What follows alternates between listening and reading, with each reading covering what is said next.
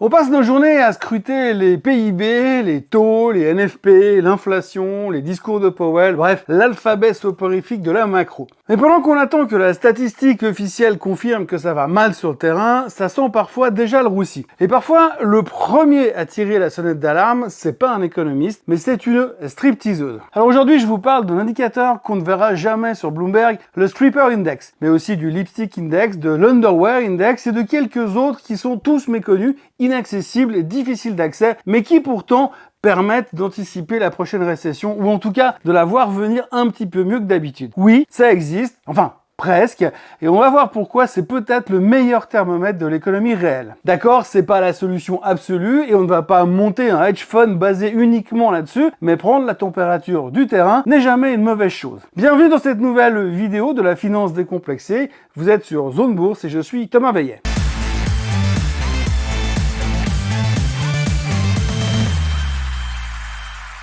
Vous savez tous que pour vivre, survivre et anticiper les attitudes et les convictions du marché, il faut bouffer de la macro. Les PIB, les NFP, l'ISM et tout l'alphabet officiel au chiant de l'économie par les chiffres. Mais vous savez que moi, contre le moment où l'économie éternue et celui où la statistique le confirme, tout le monde est déjà malade. Certains d'ailleurs déjà guéris même. Et c'est là qu'interviennent les indices informels. Les indices que l'on qualifie d'informels, ce sont ces petits thermomètres bricolés qui prennent la température de l'économie bien avant que la Fed ne sorte son stéthoscope. Parmi cette ménagerie, le Stripper Index occupe une place de choix. Quand un trader qui ronde tard renonce à glisser un billet pour remercier des artistes, c'est souvent que la fête est finie. Alors bien sûr, pas de base de données officielle, pas de graphique sur Bloomberg, mais une logique implacable. Les dépenses discrétionnaires les plus inutiles sont les premières sacrifiées quand le vent tourne. C'est assez simple, logique et rationnel. Si vous sentez que l'économie va mal, que vous pourriez perdre votre job, ou que votre patron vous regarde bizarre en arrivant au travail le matin, on ne va pas se mentir, vous allez vous mettre en position d'atterrissage d'urgence, le fameux brace, brace, brace, et aller claquer du pognon bêtement dans ce genre de boîte ne viendra plus trop à votre esprit. Ça n'est pas très scientifique, d'accord, il n'y a rien de mathématique dans tout ça, mais que de la bonne vieille logique. Et souvent, ce genre de choses commence à virer au rouge bien avant que nous puissions le repérer dans le rapport des Non-Farm Payrolls, celui du PCE ou d'autres pitreries du même genre. Alors qu'est-ce que c'est que ce truc-là et surtout, comment est-ce qu'on le mesure sans aller se ruiner en morito et en billets de 1$? Cet index que vous ne trouverez nulle part se base sur 3 axes principaux, 3 variables clés qui sont combien de monde entre dans ces bars, combien les danseuses ramassent et combien le client laisse au bar. C'est pas la BCE, mais c'est redoutable. Évidemment, plus ces 3 variables fléchissent, plus le consommateur renonce à ses plaisirs nocturnes et plus il craint l'arrivée d'une crise économique. Alors vu qu'il n'existe pas de ticker Bloomberg pour trouver ce chiffre et le transformer en bête graphique, il va falloir ruser et chercher un petit peu plus hors des sentiers battus. Alors aujourd'hui, on va voir comment est-ce qu'on pourrait récupérer la data sans forcément aller écumer tous les bars de la ville. La première solution, c'est de suivre le comportement et les chiffres trimestriels d'une société américaine que vous ne connaissez sûrement pas, et elle s'appelle RCI Hospitality Holding. Le ticker, c'est RIC, R-I-C-K. RCI, c'est un empire de 60 clubs pour adultes aux USA. C'est la seule société qui est cotée en bourse et pour laquelle vous pourrez trouver de la data. Lors du dernier trimestre clos, fin mars par exemple, le chiffre d'affaires était de 65,9 millions en baisse de 9% sur un an. Marge qui s'effrite et trafic en baisse dans l'établissement, pas forcément une indication encourageante. Après, vous pouvez aller fouiller dans les chiffres de l'État du Texas. Ce dernier a mis au point une poll tax. Et ça ne s'invente pas, hein. Pour faire simple, à chaque entrée d'un client dans une boîte de strip, il y a une taxe de 10$ qui est prélevée. Ensuite, il y a un reversement trimestriel qui est publié par l'État et qui est officiel. Vous pouvez le trouver sur les sites de l'État du Texas. Transparence totale, c'est un mini rapport sur l'assiduité des cowboys dans ce genre d'établissement. Et si on regarde les derniers chiffres publiés par l'État du Texas, The Lone Star State annonce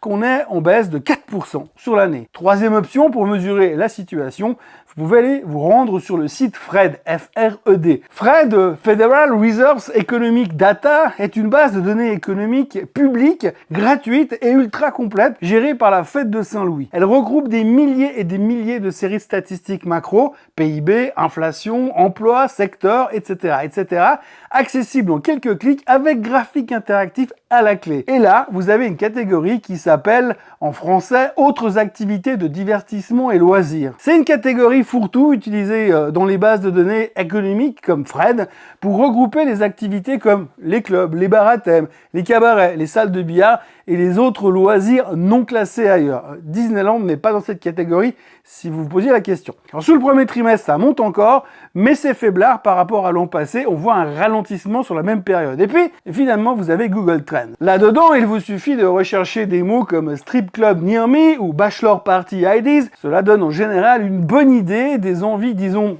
lubrique des foules. Ensuite, il vous reste à combiner toutes ces données et vous aurez une bonne idée de l'état d'esprit des Américains, un pseudo stripper index maison. Alors bien sûr, cet indice n'offre pas de garantie, pas de certitude, et c'est pas de la science. D'ailleurs, la finance, c'est pas de la science non plus. Mais l'histoire nous rappelle tout de même qu'en 2007, plusieurs clubs d'Atlanta et de Las Vegas rapportaient des soirées pas terribles et des salles quasiment vides, et ce dès l'été 2007. 6 mois plus tard, Burstians partait en vrille. En 2015-2016, on constate un coup de mou dans les pourboires corrélé à la correction pétrolière et au retour de la hausse des taux made in Yellen. En 2022-2023, fin des chèques Covid, inflation à 7%, les danseuses de Vegas se lâchent sur les réseaux et se plaignent de crever la dalle et des chiffres en baisse de 12 à 20%. Le consommateur a rongé sa carte Amex rechargée par le gouvernement. On part à la campagne pour le télétravail et là-bas, moins de boîtes de strip et un nouveau ralentissement drivé par l'inflation. Moralité, quand l'ambiance faiblit sous les néons, c'est parfois que l'économie commence à tousser en coulisses.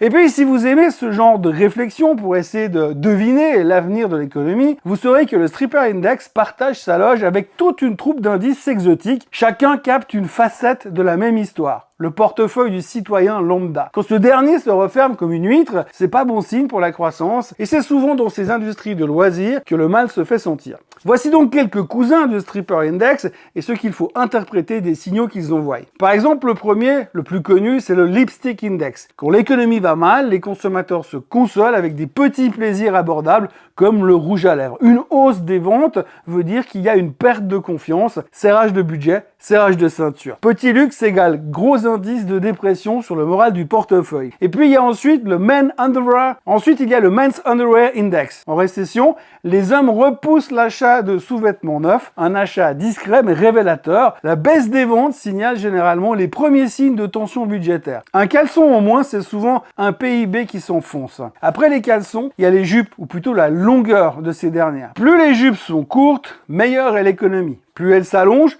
plus l'ambiance devient morose. En résumé, jupe longue égale prudence, baisse de confiance. La mode capte le moral économique à la hauteur des genoux. Voici ensuite le box ou le carton index. Moins de boîtes en carton expédiées égale moins de commandes, donc moins d'activité économique. La baisse des ventes de carton est égale au ralentissement de la production et de la consommation. Quand la chaîne logistique plie, l'économie flanche. Et puis il y a aussi le RV Index. Les ventes de camping-cars chutent souvent avant celles des voitures et ou des maisons.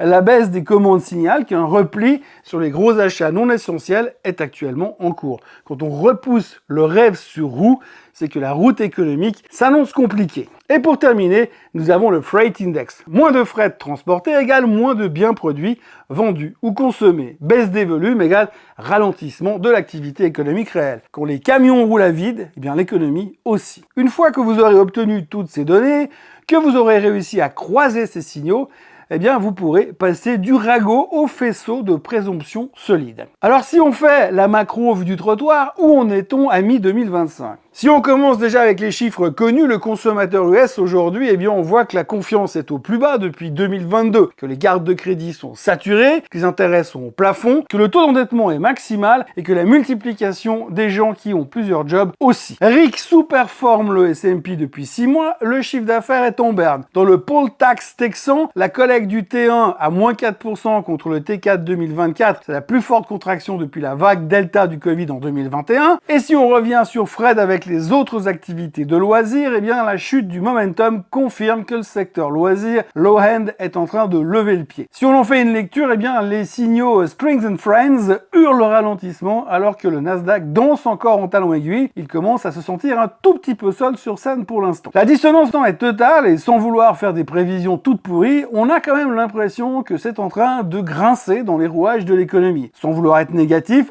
on s'entend bien. Après, retenons quand même que ces indices ne sont pas plus fiables que les notes des agences de rating, mais c'est une approche du terrain qui permet d'avoir une idée plus claire de ce qui se passe actuellement à Main Street pendant que Wall Street bat des records. Le Stripper Index n'aura sans doute jamais le tampon d'un prix Nobel, ni sa place dans les rapports du FMI, mais il incarne tout de même à merveille ce bruit de couloir économique, ce frémissement de terrain, ce ça sent pas bon diffus qui précède souvent le fracas des statistiques officielles. Avant que les économistes ne mettent 3 mois à publier une révision du PIB, les néons des clubs sont déjà éteints et les billets ont cessé de voler. Bref, c'est peut-être pas académique, mais c'est peut-être bien plus lucide que la macro standardisée. En cette fin du mois de juin 2025, les clubs de strip font la grimace, Rick affiche son plus mauvais trimestre depuis 2020, la taxe texane recule, Google Trends clignote orange sur Bachelor Party IDs, les autres indicateurs exotiques comme lipstick, underwear, freight se retournent tout doucement. Traduction, le consommateur range son fun au placard, signe avant-coureur d'un ralentissement que ni la réélection de Trump ni l'IA mania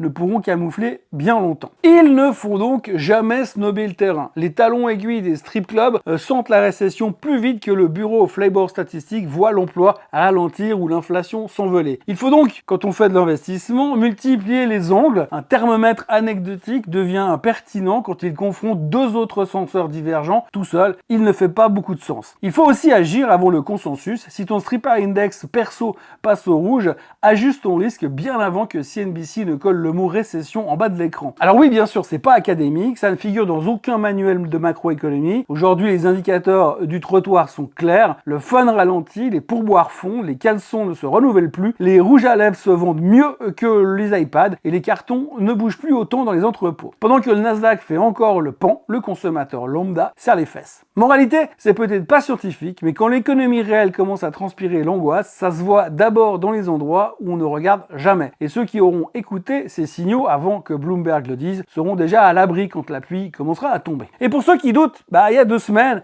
on a pu noter une augmentation des ventes de pizzas à emporter dans la région du Pentagone, et 3 jours après, les Américains ont oblitéré les sites d'enrichissement d'uranium en Iran. Tu parles d'un indicateur informel. Merci d'avoir été là jusqu'ici, passez une excellente journée, n'oubliez pas de liker, de partager et de commenter, et on se revoit la semaine prochaine pour une nouvelle vidéo de la finance décomplexée. Salut à tous.